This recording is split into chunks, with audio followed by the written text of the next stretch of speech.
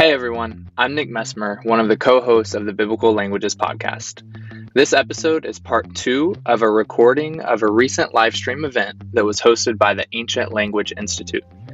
They invited me to be a part of their roundtable discussion about how to learn ancient languages, specifically in light of modern second language acquisition research. For part 1, check out last week's episode called Grammar Translation, Communicative Approaches, and Ancient Languages. In this second part, we talk about speaking ancient languages, the difference between translating and glossing, and the role of explicit grammar.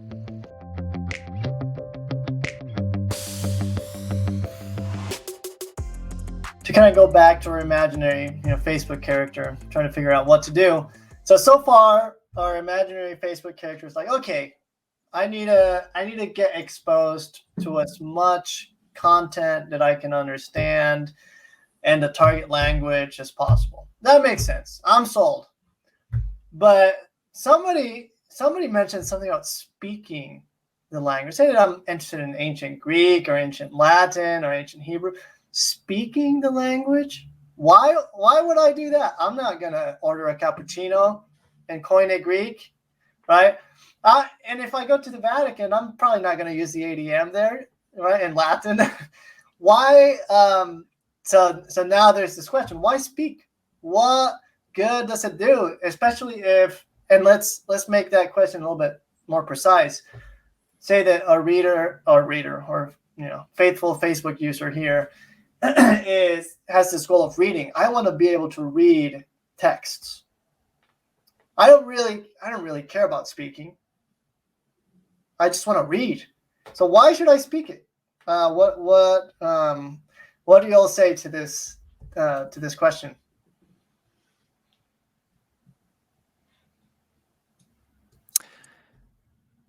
I think the first thing I would say is distinguishing between speaking as a method and speaking as a goal. So just because it's not your goal doesn't mean it isn't a good method for achieving your goal. So the question there would be, does speaking the language help you become a better reader of the language? So that's just a question first.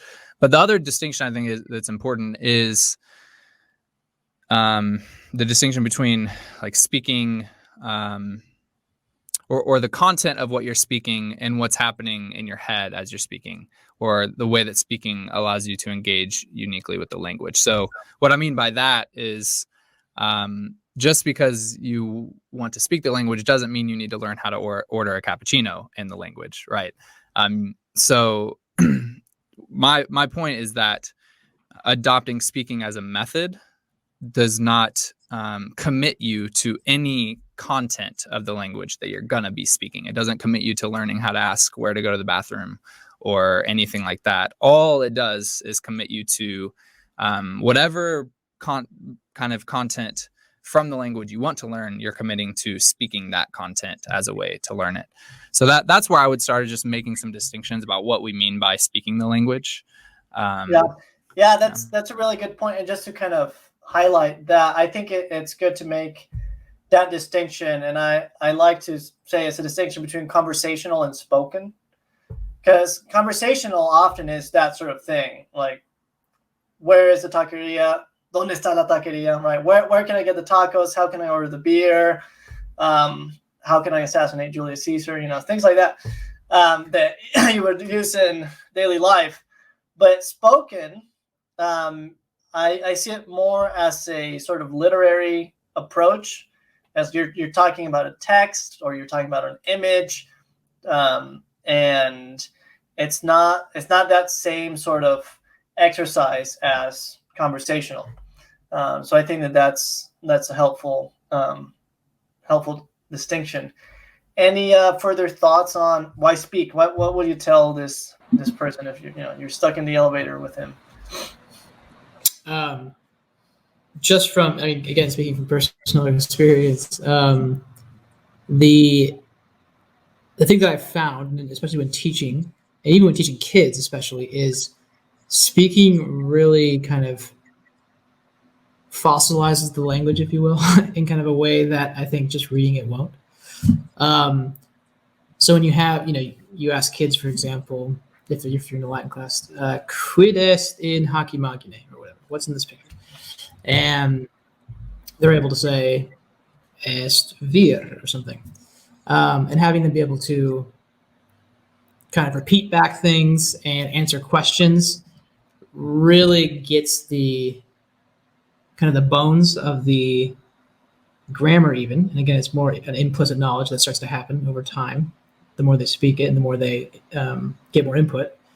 And it just helps them kind of have it in their brain. And so even for adults, and I found this when with myself too, is it's the second I start to use the language, and even when it's an ancient language like Latin or something,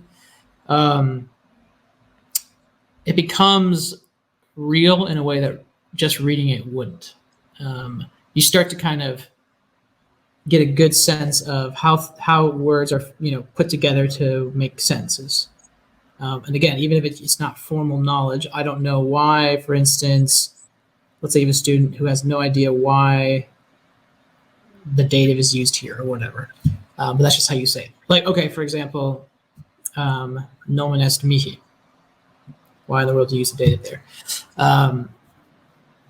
Instead of having to explain it, which you could do, they just know that's exactly how you say it. And the more they speak, I think that kind of gets that into their brains. So that's what I would say. Just from a teaching perspective, it's really helpful for the students. Whatever point of view you have on the value of output in language acquisition, I think that there's not a good argument against doing it. Whether you believe that output is directly helpful in acquisition, great. If so, wonderful, then output. If you don't, if you are a very strong sort of input only type of person, well, when you output, you obtain more input in a communicative context, in the canonical communicative context, which is a conversation. So wonderful. You are now in a conversation with an interlocutor who can modulate the difficulty of the spoken text, right? Of what input you're receiving to something you can comprehend. You can do things like, look confused. What did you mean by that? And then they can recast, and you can use all sorts of techniques like that.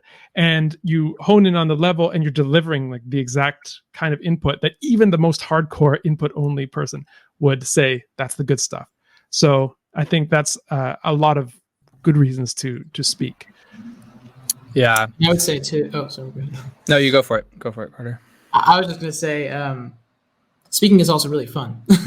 It makes learning Latin not horrible, right? And there's a lot of things that do that. But speaking, and for all ages, I have found, is it makes it way more enjoyable. And that's kind of getting back into the motivation behind the student, right? Like if they want to learn it and they want to come to class and they want to jump in and start speaking, then it makes it just more fun for me as the teacher and the students as well. Like I remember having a student, actually a guy who was who had to teach for a classical school, and we got to the point where we were just talking in Latin the whole time in class, and it was super fun, and we both enjoyed it. So that's another thing too that I would say about speaking. Yeah, and I think that shouldn't be downplayed. I mean, motivation, even in the research, like motivation is so critical for learning and maintaining your language skills. And it kind of almost goes back to what you said early on, Jonathan, about translating a text into your native language gives you this sense of control over it and mastery and like accomplishment. Mm-hmm. I think producing the language does that all the more.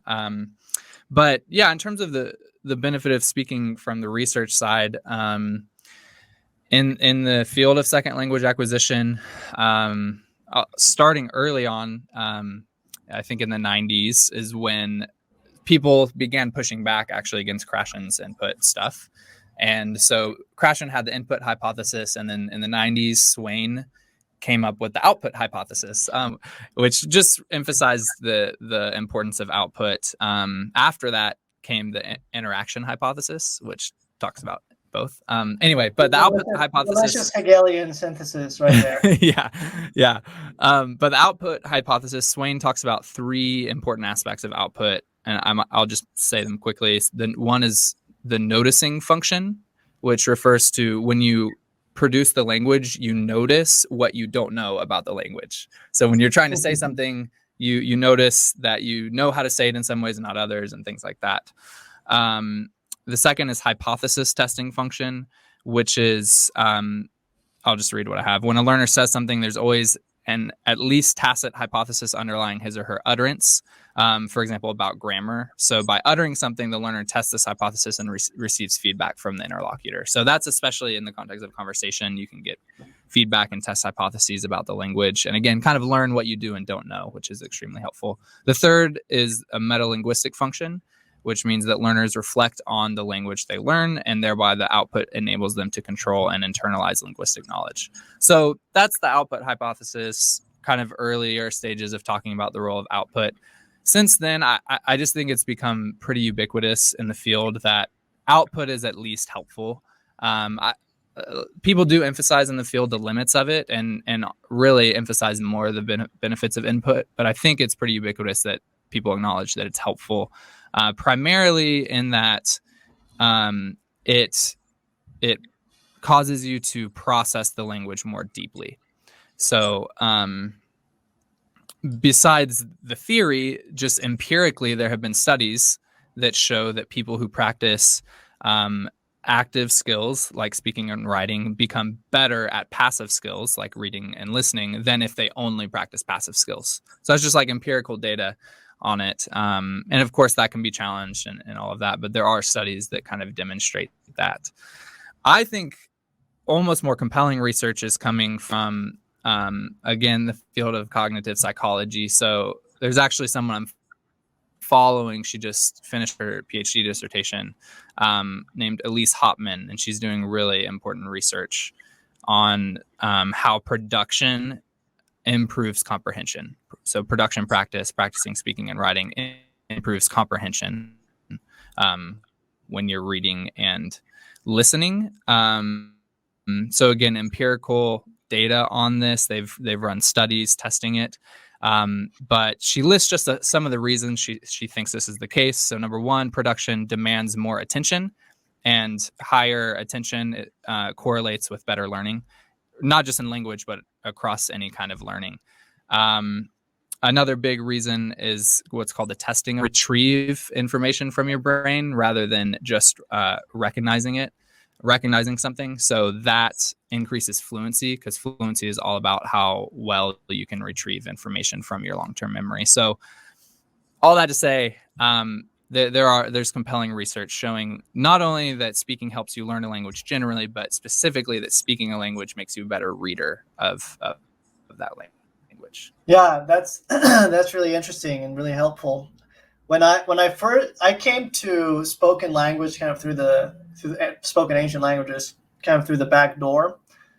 So I started doing a lot of composition exercises with my students.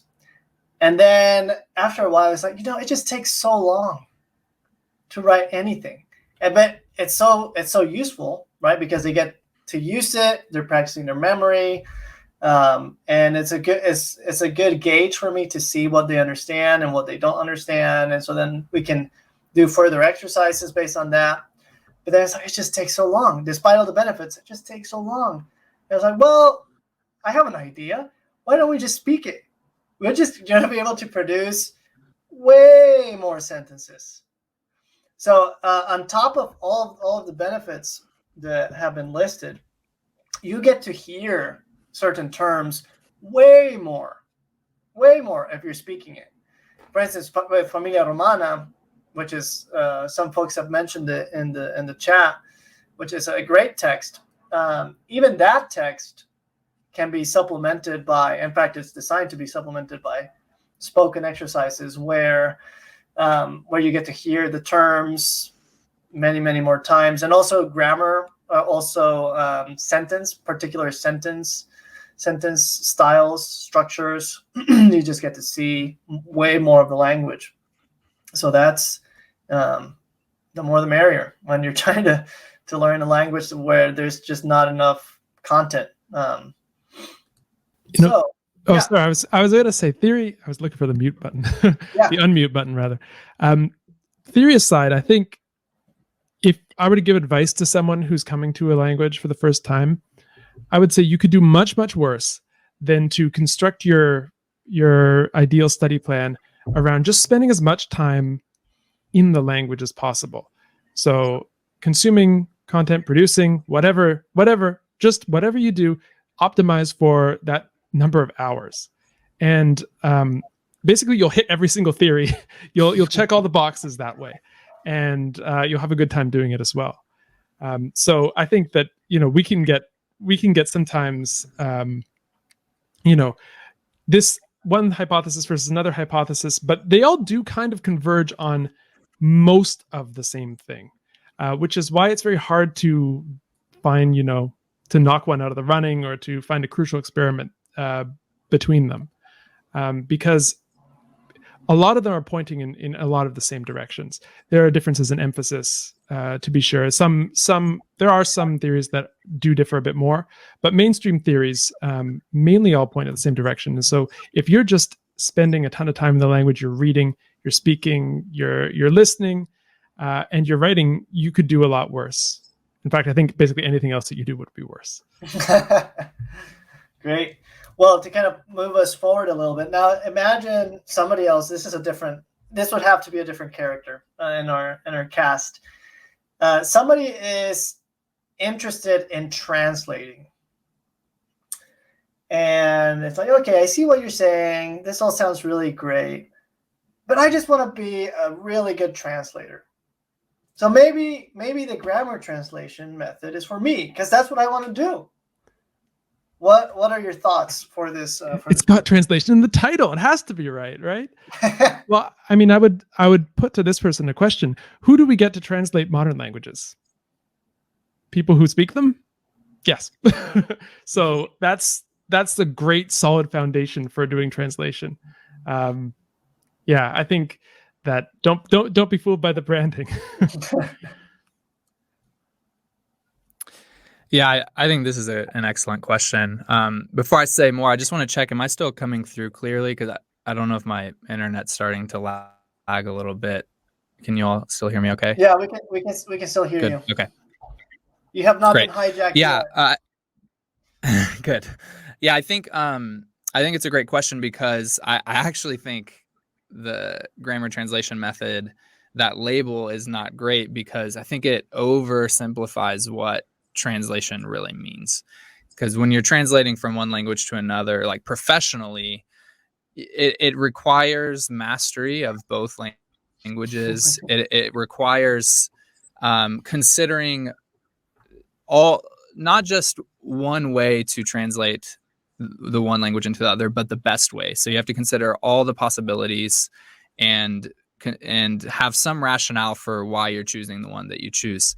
What ends up happening with the grammar translation method usually, and it's because you just can't become an advanced level translator in the time allotted to you, is that it's really what you might call glossing rather than translating. So whenever you learn a new word or grammatical construction, you're given kind of it's kind of like this in English. And maybe you're given 2 or 3 of those options. Like, this word might mean these 3 English words, but you're not getting to any advanced level where you can give a very good rationale for choosing one over the other. So in that sense, if you want to become a translator, I think the grammar translation method is not the route you want to take. I think really getting a degree in linguistics and going that route is probably better. But yeah, really just fundamentally, we even need to define what we mean by translation there. And I just don't think the translation and grammar translation is the same as the translation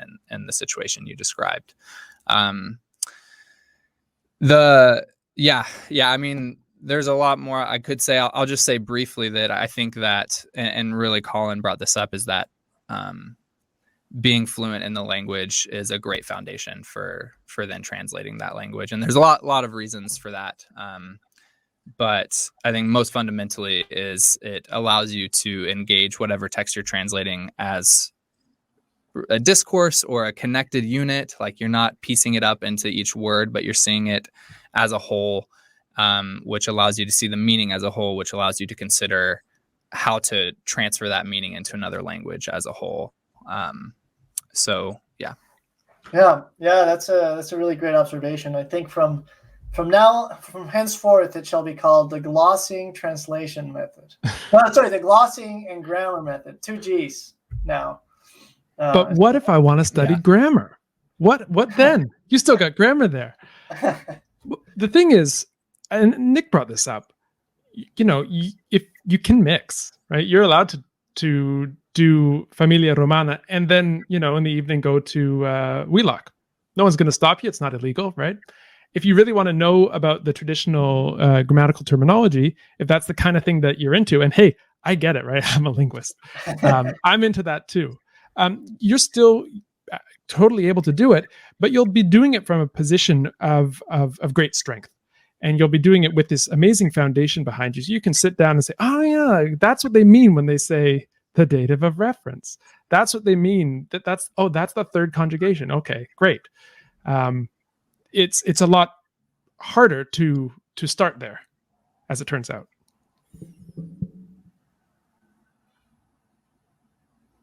Yeah, if you want to do translation, you should get really good at both languages, like Nick said. So that means doing a lot of work with English.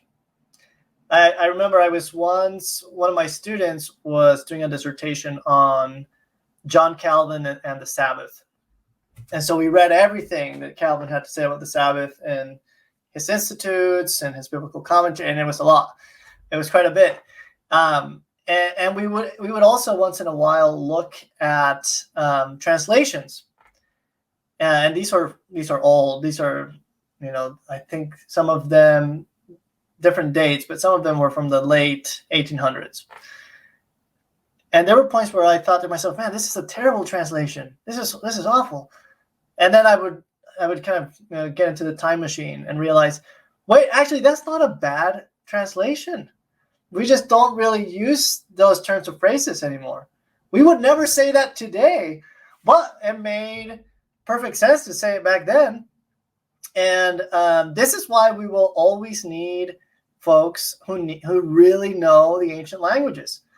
It's not because ancient Greek is going to change or biblical Hebrew is going to change or Latin is going to change. Those will stay as they are. It's the English is probably going to change. And so how we communicate these ancient languages to others in terms of translation, there will always be room for that. Maybe not every year, right? But as time goes by. So another translation kind of related question. So say, okay, that makes sense, but why can't I just use software that just glosses it all for me, tells me all of the meanings of the words, and then I can translate? There's software that will just give me all this grammar knowledge, and then I can just focus on rendering it into good English. What do you say to this person? There's a essay by a guy named Elliot Weinberger, I think is his name, who's a famous translator, where he talked about an experiment they did, kind of at this average, I think it was like this average middle school in New York, where they gave the kids a dictionary of French and English, right? And they said, go ahead and translate this French poem into English. And these kids had never done French in their lives. They just had a dictionary. And they came up with like, okay, it wasn't like fantastic, but it did the job. And his point, though, was not that that's how you should do translation. He said that just glossing words is not actually translation. That's kind of the first step, but real translation begins after that. And there's another book that I would recommend too, just in regards to translation, which maybe some of you have read. It's called "Is That a Fish in Your Ear?" Translation and the Meaning of Everything by David Bellas, who's another translator as well. It'll change your life. It really does. do a fantastic job at getting at what exactly is translation. But yeah, so those are just some things that I would think that, like, and in the book too, he talks about how glossing words, right, isn't actually going to get you very far. And you start to realize this, and sometimes I'll have students do this in class where it's like you have a convoluted Greek sentence or English or Latin sentence. I'm like, okay, give me like a literal translation of this.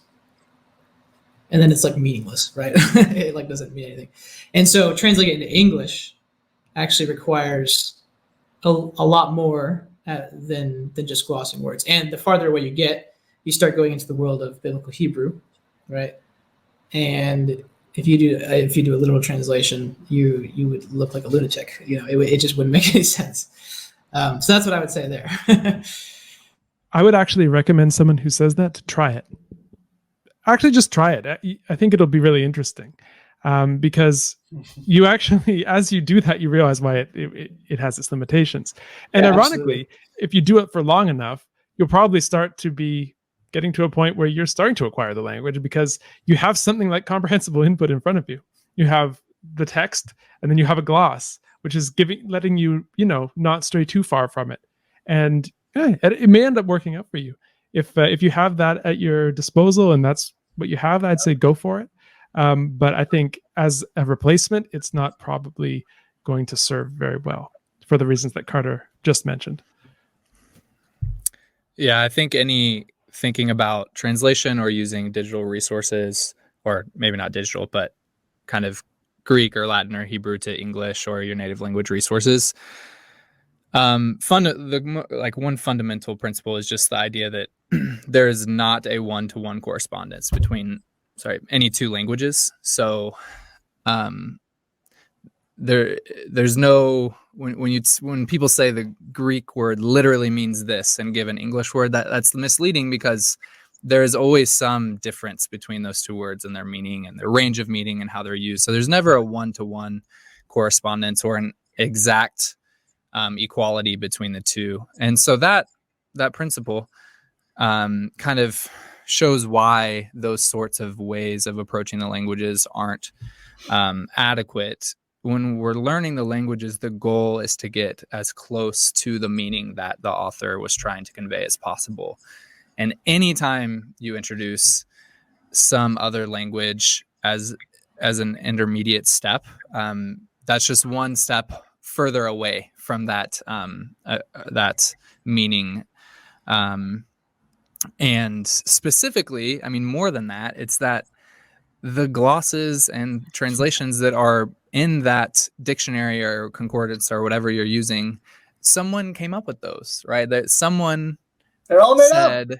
Right, they're made up. Someone said, this is the best English word for this Greek word, or this is the best English word for this Latin word, or this is the best way to translate this grammatical construction from Latin to English. Like, someone is coming up with that, and they might be trustworthy, they might be reliable, but at the end of the day, the only way to get a more direct encounter with that meaning is to learn the language yourself, specifically through as much exposure to those native speaker input, like texts and things like that, as possible, because that's going to shape.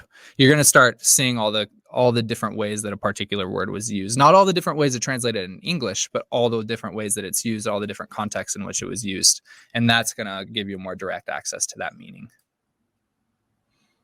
Great.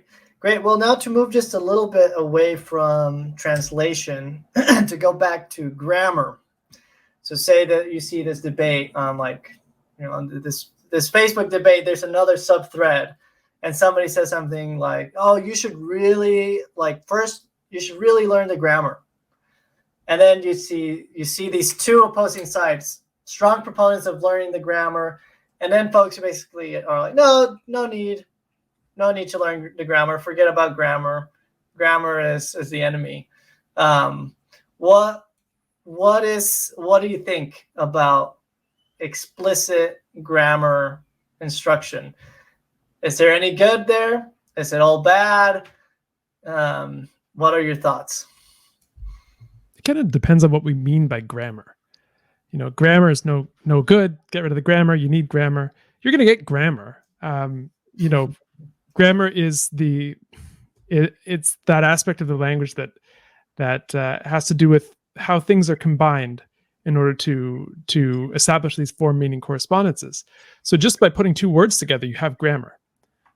So you can't escape grammar. Open grammar is upon us, whether we risk it or not. Exactly. But probably what people mean is, charts, lists of case uses, declensions, conjugations, things like that. And these things are not false. These are real generalizations about the language. So learning them is probably not going to hurt you. The question, though, this comes down to an area where the theories do actually differ.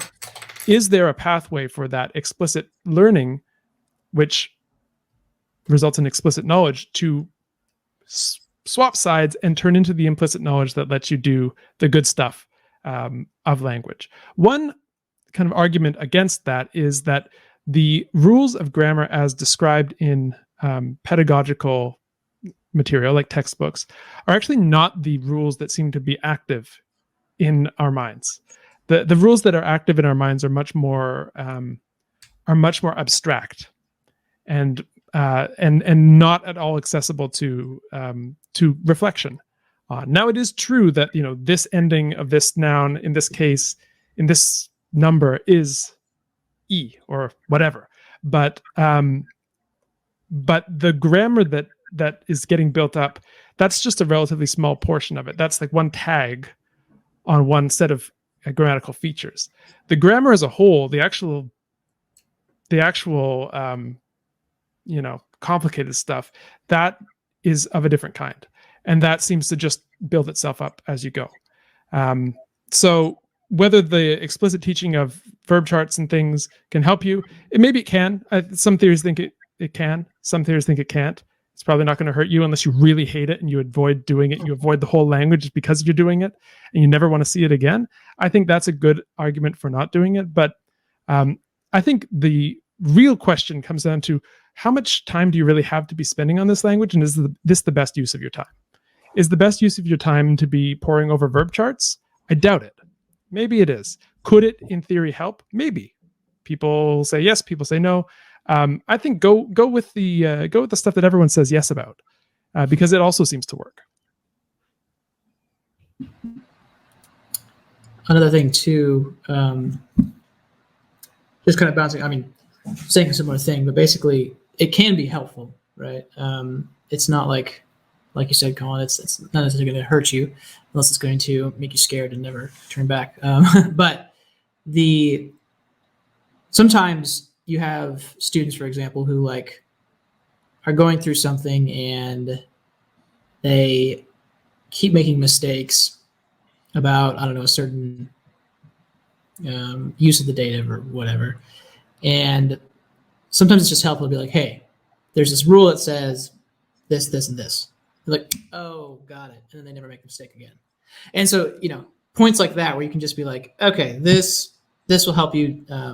And sometimes, we talk about the natural method and just input, right? This is where, it's like, okay, maybe we can learn a language like a child, but we don't have to. Nobody wants to spend 3 years of their life necessarily doing that. So grammar can be helpful in speeding things up, because you can be like, okay, here's where that mistake, can be fixed, and it's just really easy, and then, they're on their way. So. Yeah, I think some good points there. I think a good place to start is that explicit grammar probably isn't necessary to acquire a language, but it might be helpful. So that's where I like what you said, Colin, where it's like, you might as well just go with what everyone's agreeing on, because that's going to work. And then you can kind of figure out if you think explicit grammar is going to help. But it seems pretty obvious that it's not necessary, because people just learn languages all the time, usually first languages, but even second languages, people learn all the time without explicit grammar teaching or learning in the sense of, especially like the meta language I talked about, having language to talk about the language. I do think if you've learned anything about me, it's probably that I like distinctions. So some more distinctions, I think. Yeah, you're a natural scholastic. I think, Distinguo.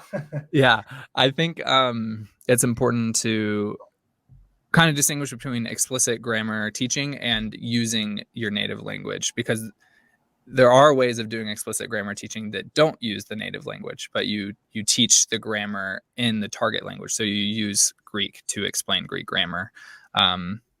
Just an important thing, because people tend to lump those together. And there might be things that using your native language introduce that are unhelpful, that just giving meta language and the target language maybe doesn't introduce. So that's important. But also there's a important concept called like form focused learning or teaching. So it's in contrast to what I said about meaning focus. It's where you are consciously focusing on the form of the language. But again, it doesn't necessarily involve meta language. It doesn't necessarily involve your native language. So I'll give an example. If I'm teaching someone English and they say, yesterday I go to the store, I could say, yesterday you go to the store, or yesterday you went to the store.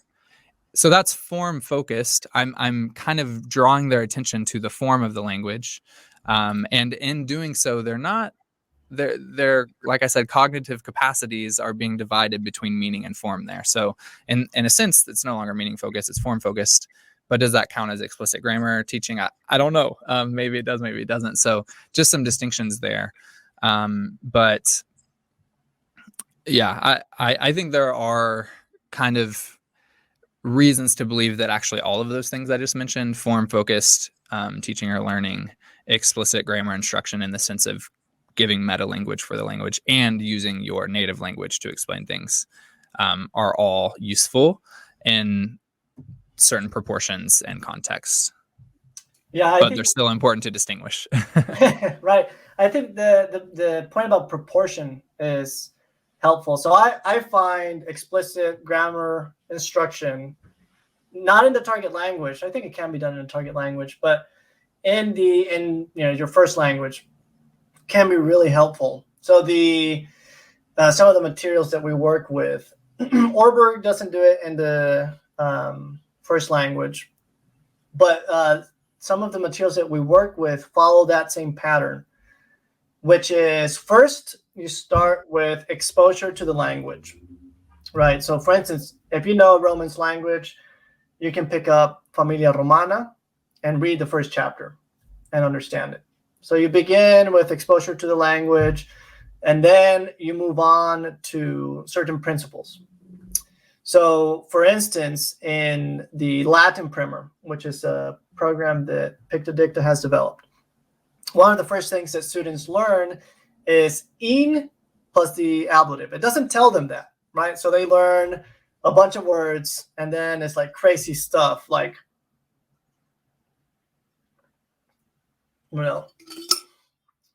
ubi est miles, miles est in populo, right?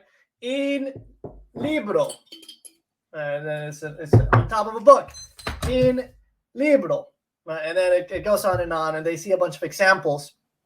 And again, notice that this is probably not natural method, because it's not spontaneous communication, it's directed. Some natural advocates would probably be, oh, this is too rigid or something like that. But they are being trained, they're being taught to recognize a particular pattern. So I really like, Colin, what you've been saying about language being a marriage between form and meaning. So here they're seeing, right, form within a particular context where there's meaning, but there's no explicit instruction yet. They get to see a bunch of examples. And then with this method, I've seen students that can say out loud sentences that they have never seen before, which is pretty amazing. These are middle schoolers. Middle schoolers just speaking out things that they have never read or heard, because they recognize the patterns. That's it. I mean, that's like the canonical evidence for there being some grammar that Right. they've acquired. They're producing things that they're producing output that they've never had input for. Yep. So the principles are at work there. I think it's really interesting to piggyback off of something Nick said about form-focused instruction. So form-focused or focus on form instruction is not just someone going up to the blackboard and saying, by the way, the third person plural of this conjugation is whatever. It also includes things like the start of Familia Romana. Familia Romana is composed of texts that draw your attention to certain grammatical features. In plus the ablative, in plus the ablative. They don't say in plus the ablative, but you see it over and over again. That's also focus on form. What Nick mentioned, recasts. He goed home. No. He went. You mean he went home? Oh yeah, he went home. Comprehension checks. This is another example of focus on form because you're drawing attention to some aspect of where the communication is broken down because of form. So we do this in our first languages, by the way. You're telling a story. Yeah, so he came up to me and said, wait, who's he? Right? Something is broken down there, and we do a comprehension check. We're focusing on form there too. So so this can be quite broad. So when we talk about explicit grammar teaching, it's not always this notion of someone in tweed, screaming gender number case. That actually happened to me. I wasn't the one in tweed at the time, but anyway. So yeah, I have some trauma, some high school Latin trauma about that.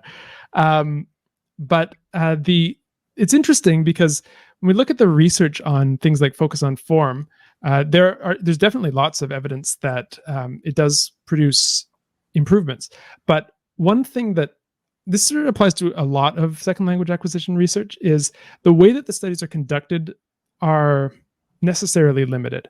So when we're talking about ourselves learning a language, we are interested in a lifetime of use of this language. Long-term for an SLA study is not a lifetime, right? For practical reasons. It's a semester or, it's a couple months. So this is what you often see in terms of people talking about long-term results, maybe a year, right? Because these things are being done generally on undergraduate students in universities. So there are practical implications. Pardon me? I said it's sometimes to them, but anyway. And sometimes to them. And also the way that the studies are operationalized, it's you're usually testing explicit knowledge. Not all of the time, but the vast majority of the time you are.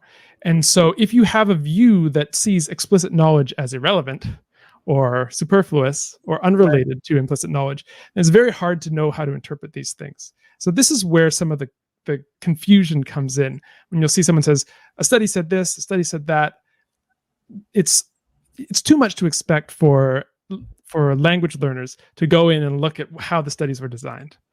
This is why I think it's good, and this is what Nick said, to go back to the basics, back to the places where the field all agrees, more or less. And it's to do these good things that it's like when someone says, how can I be healthy? Well, you could do worse than going out and exercise. Oh, but what kind of exercise? Should I be doing it 3 times a week or 4 times a week? Should it be 20 or 30 minutes?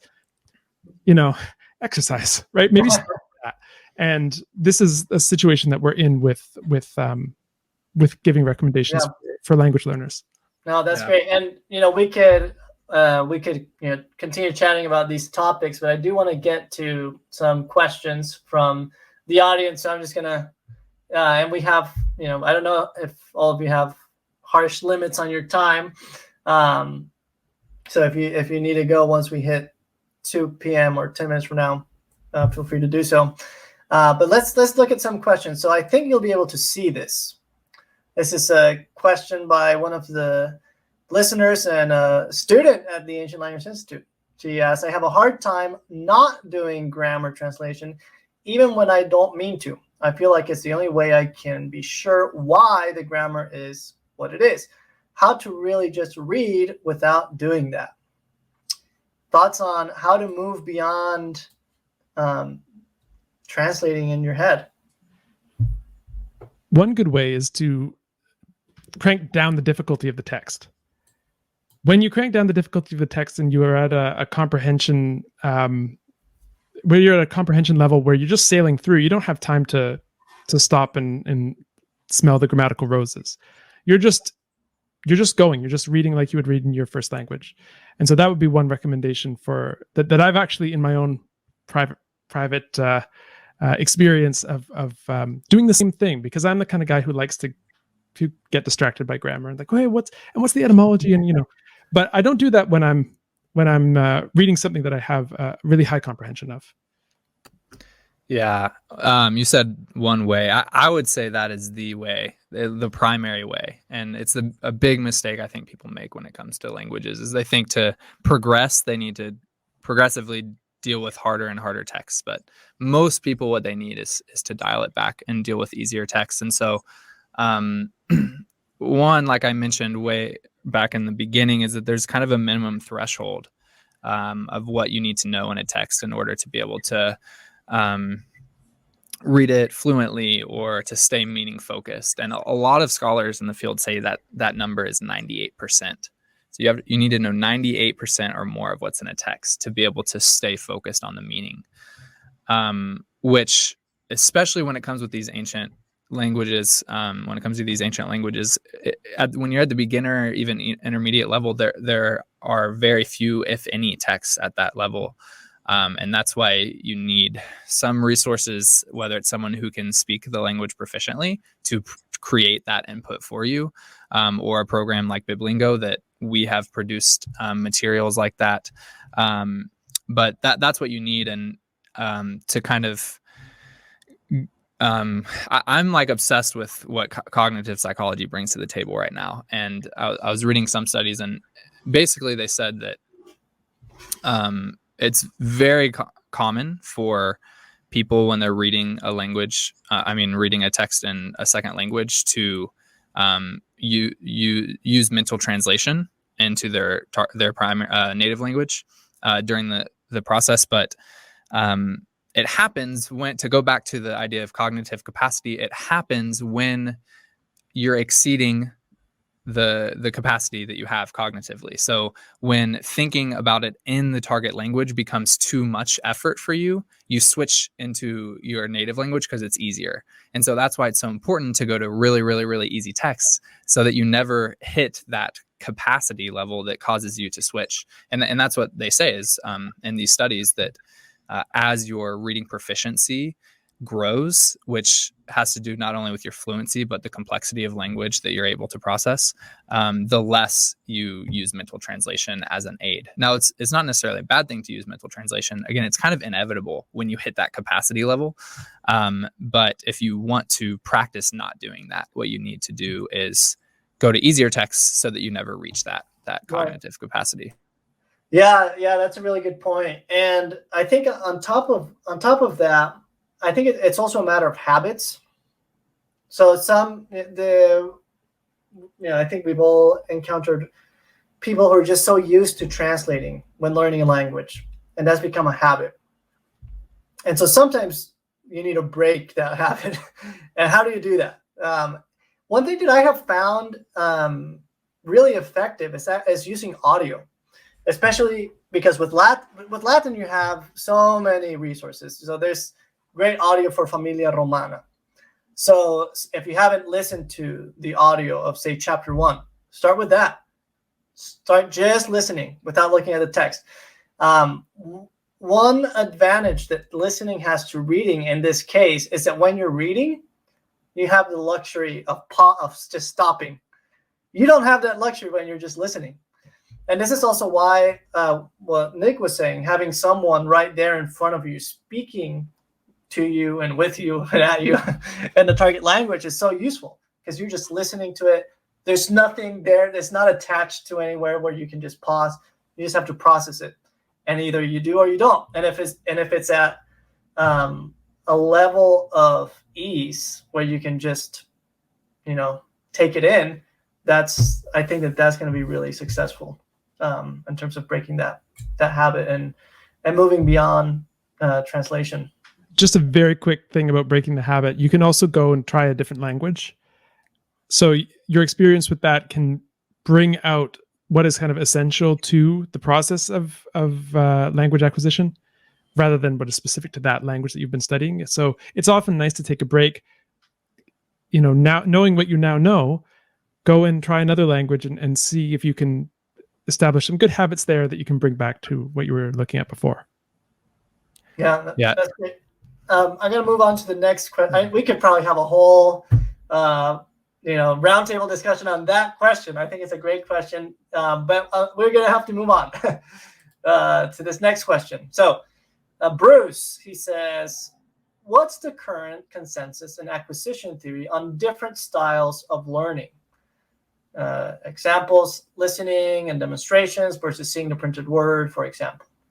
So learning styles, what do you think? I'll confess that I'm not extremely well versed on the literature on learning styles. My gut reaction is that they're not extremely in favor at the moment in the literature. But I think there is some research about having to do with getting the input in, say, through reading versus through listening versus through both at the same time. There can be some benefits of getting both at the same time. There can also be some drawbacks of getting both at the same time. So, you have to sort of experiment and see what works for you. But I'm not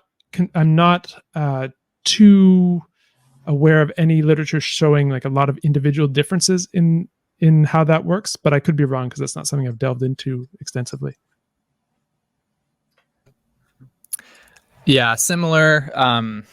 I haven't come across too much research that deals with that specifically. Perhaps that says something about it that it isn't a big topic of conversation in the field right now. I do know that kind of a more recent development in the field is toward what people call like sociocultural methods, I think, that do deal more with just the varied contexts and reasons and things like that people would be learning languages. But it has more to do with like, are you learning a language to be able to communicate in a different culture, and are you in that culture, and what are your motivations and stuff? It's not so much learning styles in the sense of, are you a visual learner? Are you an auditory learner or whatever else? I do think that those are less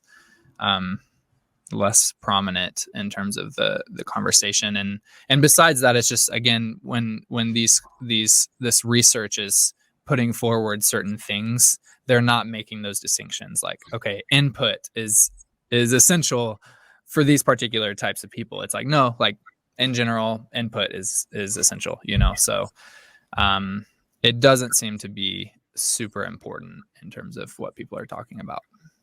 Yeah, in terms of, I have zero familiarity with the research on this area, but in terms of learning styles, there's been a few things coming out that say, it's overhyped, right? It's like, I only learn if I do X. Probably not true, but it is really helpful to interact with the language using as many senses as possible. So with the Pictodicta materials, right? You see a sword. You just see the sword, and you don't have a translation that says sword, gladius. It's just gladius, right? And so you see it, and you hear it, right? And you get to hear it, and you can click on it as many times as you like. Biblingo uses a similar method, if not the same one, for introducing vocabulary, where you see it, and you hear it, and you read it, right? So you're if you can find a way to interact with the language using as many senses as possible, that's going to make it more memorable for you. So I don't know about research, but I've seen it really work with my students. And it's also just more fun if you can see it and hear it and taste it. But, you can't really taste swords too often. I mean, not to live to tell the tale. Yeah.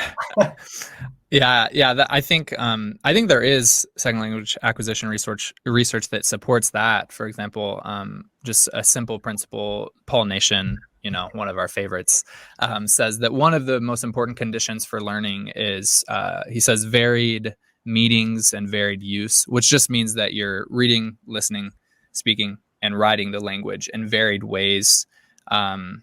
Like you're seeing vocabulary words in varied contexts and varied forms, using its whole range of meaning and things like that. But behind that, again, cognitive psychologist, I think her name is Joanna Christodoulou, which those who are studying Greek might know what that means.